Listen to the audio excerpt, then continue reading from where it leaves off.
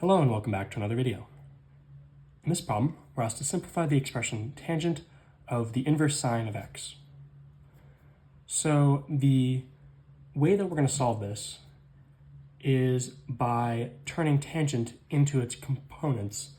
This is the sine of the sine inverse of x over cosine of the sine inverse of x, right? Tangent of, let's just say, y is equal to sine of y over cosine of y for whatever y is, right? You can turn it into sine divided by cosine. So that's what we did here. It's just taking on this own function.